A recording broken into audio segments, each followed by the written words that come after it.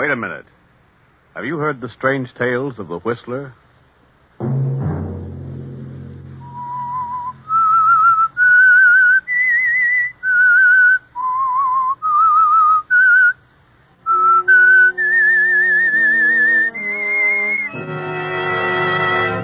I'm the Whistler.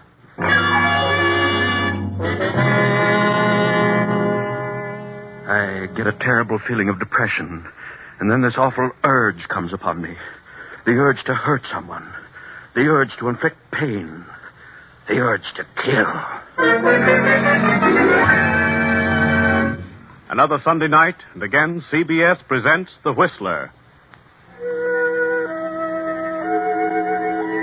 I, the Whistler, know many things, for I walk by night. I know many strange tales, many secrets hidden in the hearts of men and women who have stepped into the shadows.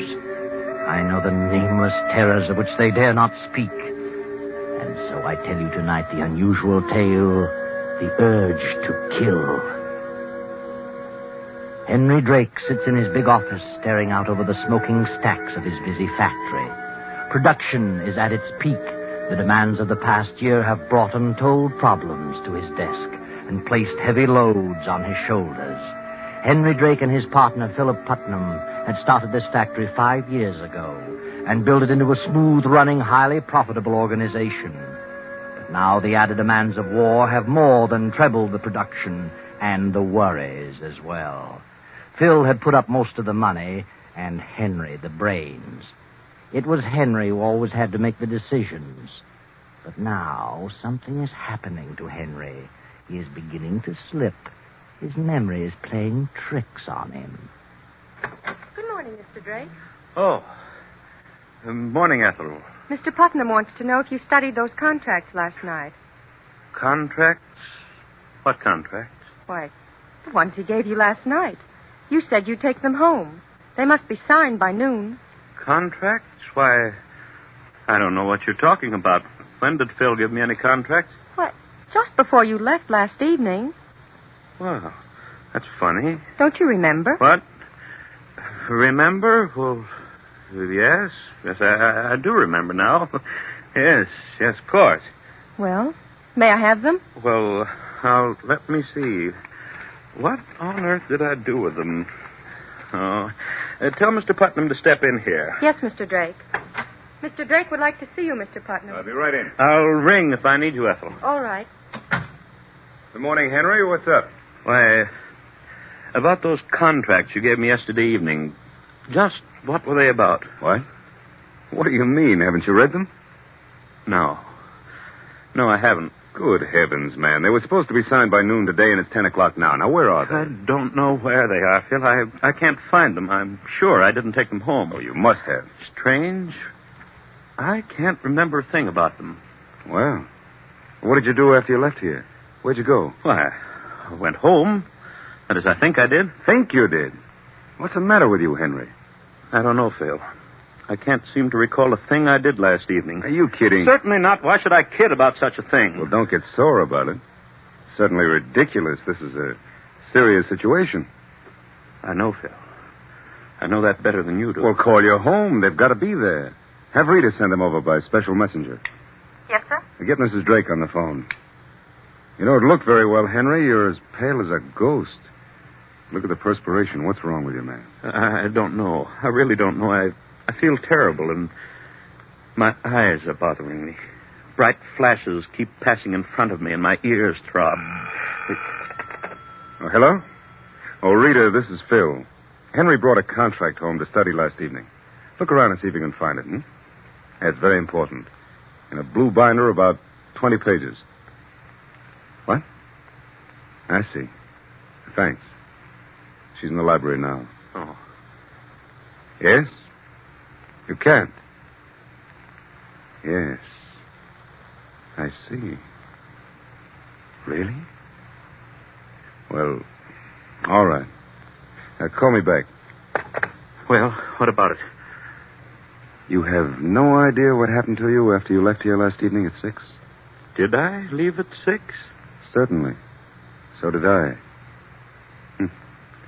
She said you didn't come home for dinner. She decided to go to the opera. And when she came back at 12, you didn't come in until 1. Said your shoes and trousers were all covered with mud. You went straight to bed. Was it raining last night? Of course it was. I don't remember that. Rita's going to look in the coat and suit you were wearing last night. She'll call me back. What on earth is happening to me? Where could I have gone? Yes? Yes, Rita. Well, you couldn't. I see. Very well, thanks. Goodbye. Not a trace of the contract. Now what? Phil, I've got to tell you this. This isn't the first time this has happened. It's been going on for weeks. About twice every week, a terrible depression comes over me, and then when I wake up, I can't for the life of me remember what happened the night before. Well, maybe the strain has been too much. You better see a doctor at once, Henry. Oh, I know I should, but I'm afraid to. Why? I'm afraid of what he might tell me. Nonsense. Go and see a doctor right now. I'll go down to your place and search it from top to bottom. Very well, Phil. I'll go now. I'll be back as soon as I can.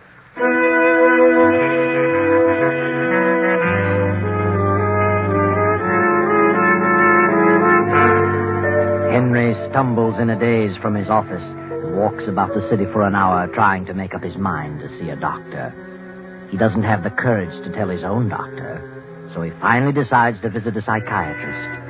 Then he remembers the name of one of the most famous in the country, Dr. Schultz, the state psychiatrist. I know you're not a general practitioner, Dr. Schultz. As a state psychiatrist, I know you're a busy man, but I've read a few of your books, and I thought you'd be willing to help me. Well, ordinarily I wouldn't, Mr. Drake, but I know who you are and what you've been doing. I'll do what I can. Thank you, Doctor. You say you have lapses of memory? Yes. I wake up in the morning and can't remember what happened the night before. In the morning I have headaches and see strange flashes before my eyes and hear throbbing noises. How often does this occur? About twice a week. But I remember everything I do during the day. Mm-hmm. Have you ever had a serious ailment? No. Ever had an accident? Anything that might have caused a concussion? Well, not that I remember. I may have had as a child. Have you been working under an exceptional mental strain? Yes, I have. The pressure's been more than doubled. For the last year, the problems have been so heavy that I've been unable to sleep. I've studied them until dawn, until finally I was unable to remember them. You don't go to sleep easily. No, not till very late. From all appearances, I wander about until 1 o'clock in the morning. Where, I don't know. You're married? Yes. What does your wife think of your strange behavior? Well, naturally, she doesn't like it. She says I walk in and go to bed without saying a word. So now she doesn't even ask where I've been. Are you and your wife incompatible? Well, somewhat. Have you ever been interested in another woman? I have not. Any children? No. Have you ever been caught in a predicament where you were forced to do something dishonest in order to escape a severe penalty? Well, what do you mean? Well, I'll put it another way. Do you fear anything or anybody? No. Do you hate anything or anybody? Yes. Lately, I dislike my work, my business, intensely. Why? I don't know why. Maybe I've had too much of it. Who is closest to you in your work? Well, I have a partner, and we have a secretary. And who are they? My partner is Philip Putnam. My secretary is Ethel Watson. Oh, you both have the same secretary? Yes. That way we keep things more orderly. Could you get along without her? Oh, I never thought of it. She's very capable, but I suppose I could get along without her. Does your partner have as much responsibility in the business as you? I do most of the mental work. Do you resent that? You mean, do I think he should take more responsibility? Yes, I do. But he isn't capable. He plays golf and takes days off at a time. Yes, I do resent that. But I know nothing can be done about it. Is your partner married? No. For a while, I thought he and our secretary were growing fond of each other, but in the last few months, it seems to have cooled. Are your financial affairs in order? Exceptionally so, never better. Are you worried about the outcome of the war? No more than anyone else. I realize it'll keep every nose to the grindstone. And you drink? Oh, I'm temperate. Probably a little more of late. Never took narcotics? No. I've tried sleeping tablets, but they did me no good. I see. Have you anything further to add to this discussion? No. Well, then I must ask you to leave and not come back. What? Why, what do you mean, Doctor? Just that. Leave and don't come back until you decide to tell me the truth. But I've been telling you everything I know. No, you haven't. There's something you've been withholding. Good day. Wait a minute. What are you trying to say? I'm not trying to say anything. I've told you that you're holding something back, some fear that you don't want known. But if you want me to help you, you'll have to divulge everything. All right. I thought maybe you could help me without my telling, but... All right. I'll tell you what it is. That's better. It happens on these mornings when I fail to remember what has occurred the night before. It happens during these spells of flashes and noises. What happens? I get this terrible feeling of depression. And then slowly, gradually, the urge comes to me. The urge to what? The urge to hurt someone. The urge to inflict pain, inflict injury on someone. On whom? Anyone. Any person who comes into my mind. Anyone I see or think about. The waitress in the cafe, my secretary, my chauffeur, my wife, my partner, a laborer. Anyone. Have you ever killed anyone, Drake? No, I swear never, and I don't want to. And that's why I'm here. I'm afraid. Afraid of myself. I don't want to harm anyone. I'd rather die. Would you? Yes. All right. Now you know. That's my great fear. Something's got to be done about it. You've got to help me. Very well, Drake. I'm glad you finally told me. Now I know what to do, know where to start. You don't think I'm going completely to pieces? Mentally, I mean. No, I don't think so. You think it's just temporary? Let's not talk about it anymore. But what can I do? I want you to stay away from the business for a week. Don't go near it. Don't think about it. I want you to stay in bed as much as possible. Read something in the light vein. Putter about, if you like, in the garden, say. Anything but business. At the end of the week, I want to see you again. But above all, rest. Rest your mind and your body. Yes, I understand. And you think that will bring me out of these spells? I think everything will turn out for the best. Oh, thank you, Dr. Schultz. I appreciate all this, and I'll see you in a week. Goodbye, Mr. Drake. Miss Burton. Yes, Dr. Schultz. Did you take down that interview, Miss Burton? Yes, Doctor. I made a recording of it. Thank you.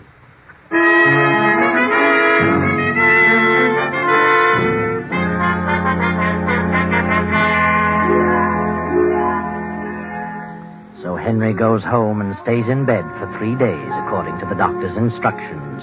Then, toward midnight of the third evening, his wife Rita comes home and is startled to find him gone. Jackson? Oh, yes, Mrs. Drake. Jackson, where's Mr. Drake? Why, Mr. Drake is in his room. But he isn't. He's gone. Gone?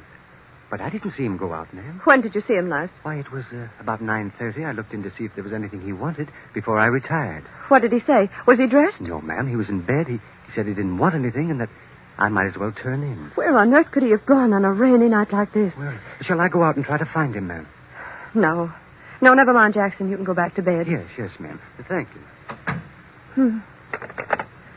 Can't imagine why on earth he'd go out when he wasn't feeling well. Hello? Phil? This is Rita. I just came in and Henry isn't here. I don't know. The butler said he saw him at 9:30 and he was in bed. Why would he go out in a storm? What reason could he possibly have? No, I don't think so. I hope he doesn't. Yes. Good night, Phil. Yes, I'll see you tomorrow evening if possible. Good night. As Rita hangs up the receiver, she suddenly realizes the library door is closed, but a streak of light shows beneath it. She steps quickly to the door and opens it softly. Henry. Huh? What are you doing here? Oh. Hello, Rita. Why aren't you in bed? In bed? Why, I don't know. Who are you phoning? Phoning? Oh, I was just thinking about phoning the doctor. I wanted to talk to him. At this hour of the night? It's 12 o'clock. 12? Yeah, so it is. Wait till morning. Yes. Anyway, I can't remember what I wanted to say to him. Where have you been? Where have I been? I haven't been anyplace. But you must have. Look at your top coat. It's soaking wet. And look at your shoes. They're muddy. That's strange. I don't remember having gone out. I thought I'd been sitting right here all evening. But it's obvious that you haven't been here all evening. You have been out. Perhaps so. This is the second or third time you've come in with your shoes all muddy. Where do you go at this time of I night? tell you, I don't remember. I don't believe you. Whether you do or not, I don't remember where I've been. It's the silliest thing I ever heard of. A man like you, an intelligent man, walking around in his sleep. But I couldn't have been asleep. I know that much. Nonsense. Oh, don't be so impatient, Rita. I don't like this any more than you do, but I'm sure I'll be all right in a short time. Dr. Schultz will pull me out of it. Well, I hope so. Have you been out, Rita? Why, of course. I told you early in the evening I was going to play bridge with the Parkers. Oh, perhaps you did, but I don't remember that either. I told you just the same. Oh, I'm sorry, Rita. I know this must be very trying for you. It isn't very pleasant to have a man mope about the house all the time. Better go to bed, Henry, and get off those wet clothes. Oh, yes. Rita, why don't you go away for a few days? Take a little rest. I know you're terribly upset about all this, and but it would do you good. It wouldn't be exactly right for me to go away at a time like this. What would people think of me? Well, who cares what people think? You could go up to the mountains or down to Miami or, well, any place. And maybe by the time you come back, I'll be all right. Do you want me to go? I don't want you to go, but I think it would be good for you. You're becoming upset because of me, and I think you'd worry less if you got away for a few days. Very well. Perhaps you're right. We'll talk about it in the morning. All right. Good night, Rita. Good night.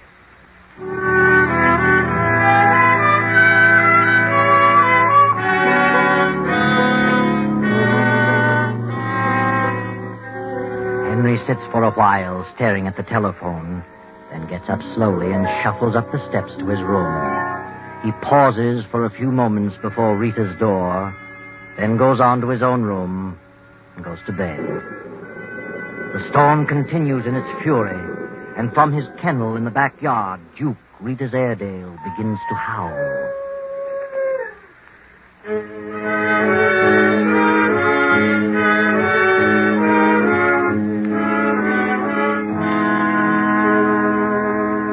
Finally, the storm subsides. Morning comes, and Henry joins Rita at breakfast. What's the matter, Henry? You haven't eaten a bite. No, I'm not hungry. I don't feel at all well this morning. You do look pale. I've never seen you so haggard. No? What's the matter with your hands? My hands? Well, yes, you keep staring at them and flexing your fingers. Oh, well, I don't know. You seem to... Well, it feels like rheumatism. Have some coffee. Yes, I believe I will. Here you are. Oh, good heavens. All over the floor. Oh, I'm sorry. I just seem to have no grip. It's getting bad. I can't even hold on to a cup. Rita, what have you decided about that trip? I wish you'd take a few days vacation.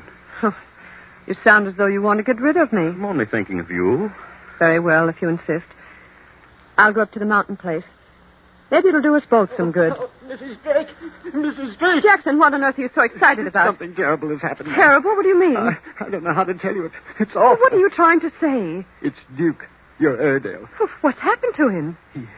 He's dead. I just went out to the kennel to unhook his chain, and there he was, ma'am. Oh, good heavens. Well, what happened to him?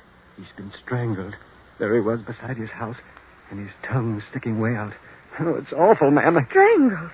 But why? Well, maybe he got tangled up in his chain, but it didn't appear so, ma'am. Somebody did it deliberately. Oh, the poor fellow. I can't imagine such a thing. Wait a minute, Rita. I wouldn't go out there. Oh, but I must. Please don't. It'll just upset you. Please don't go. Very well. But, I'm just sick all over. Oh, now, Rita, I know how you feel, and it's a shame. Jackson, tell the maid to pack Mrs. Drake's things. She's going to the mountains for a few days.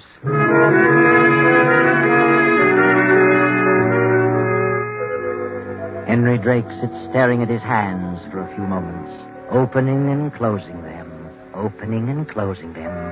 Then suddenly he leaves the house and rushes to Dr. Schultz's office. What is wrong with you, Drake? You were to come here today after tomorrow. I had to see you, Doctor. Something terrible has happened. Now. Just calm down. Take it easy. Sit down, Drake. It happened in the night. What happened? Duke, my wife's dog, he was killed last night. Killed? Well, how did that happen? He was strangled, choked to death. Well, who did it? I must have done it. You?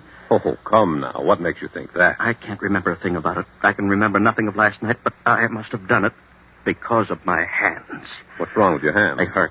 The muscles are terribly sore, as though I'd been doing something strenuous. I see. And look at this mark on my thumb.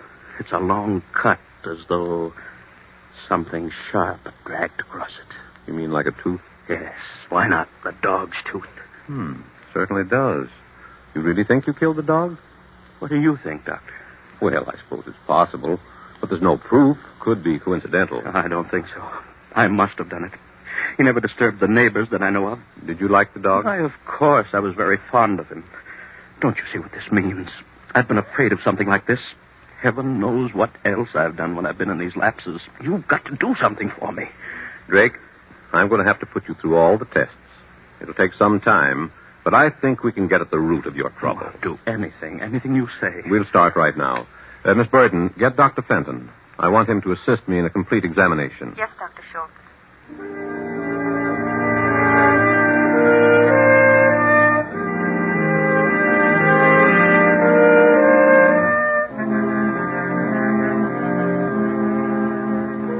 Now, Drake, just relax and continue staring into this little beam of light. We want you to answer these questions as quickly as possible. Yes. You're crossing a street. An automobile suddenly bears down upon you, you see? Yes.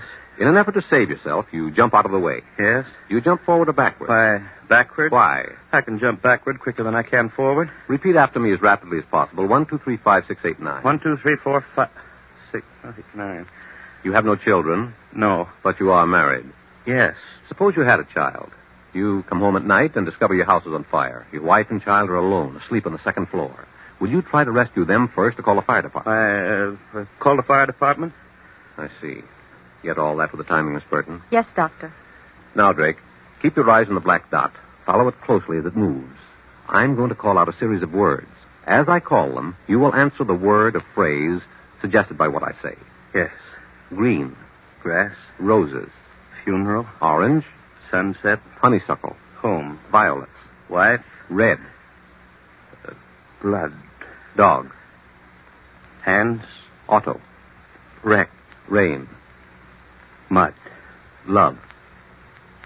Hate. Very well, Drake. Rest for 10 minutes and we'll proceed to the next test. How do your hands feel? Huh? Why, about the same. All right. Come with me, Miss Burton.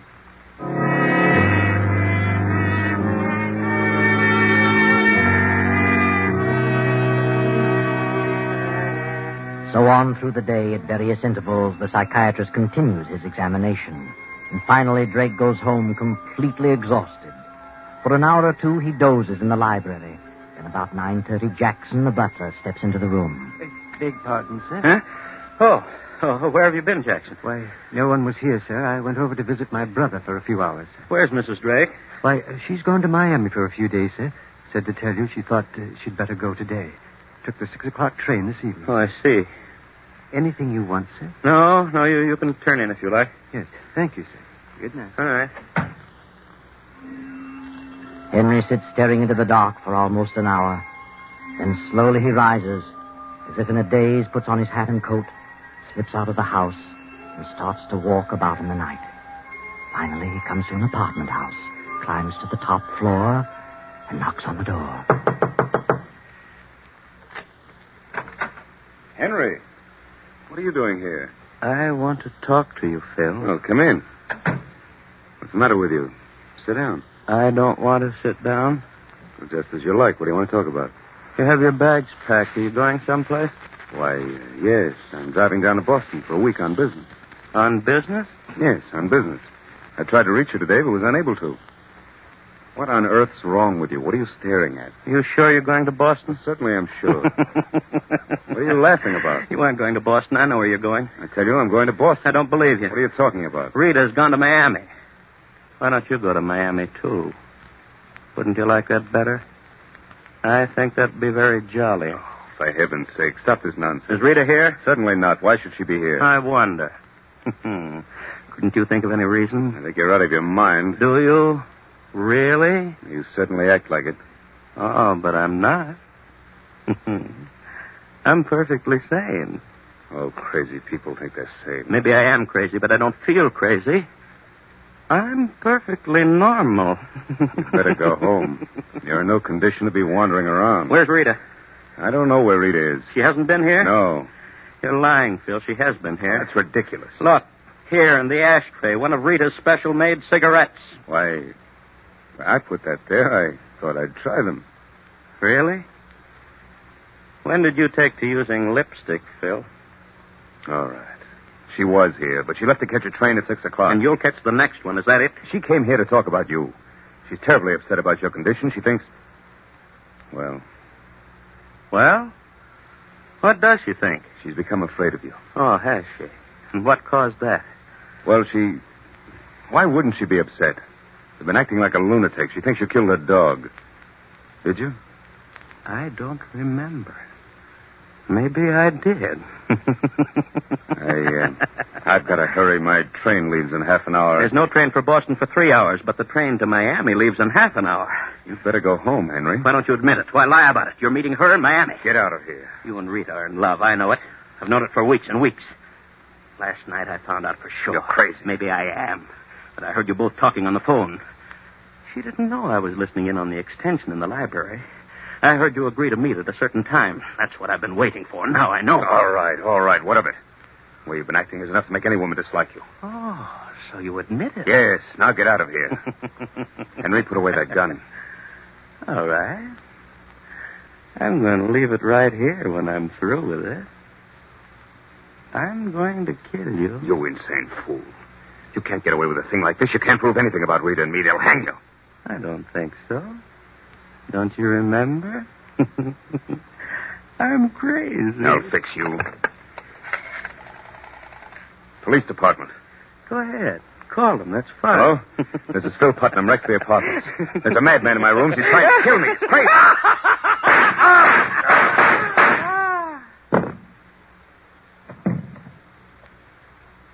What a shame, Phil. You've missed the train.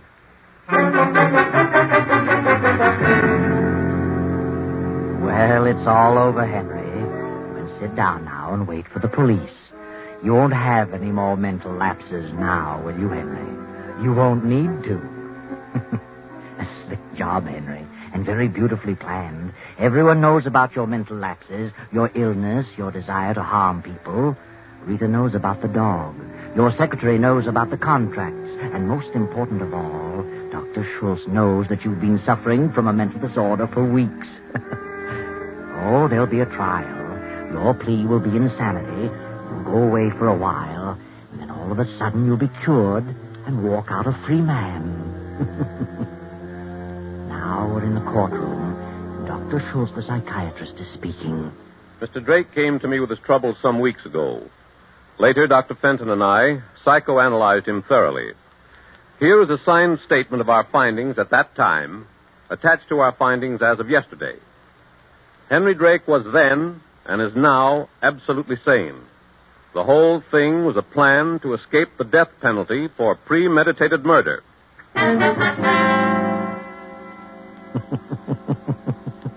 Well, there you go, Henry. The whole thing blew up in your face. A beautiful plan gone haywire. You should have spent less time thinking about your revenge, Henry, and more time studying psychology. Too bad.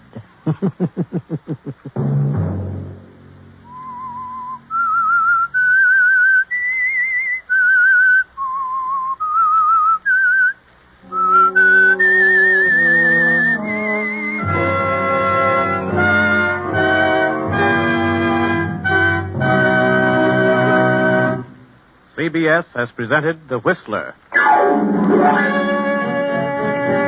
Original music for this production is composed and conducted by Wilbur Hatch. The Whistler is written and directed by J. Donald Wilson and originates from Columbia Square in Hollywood.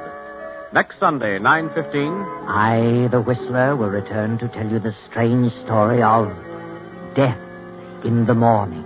Good night. This is the Columbia Broadcasting System.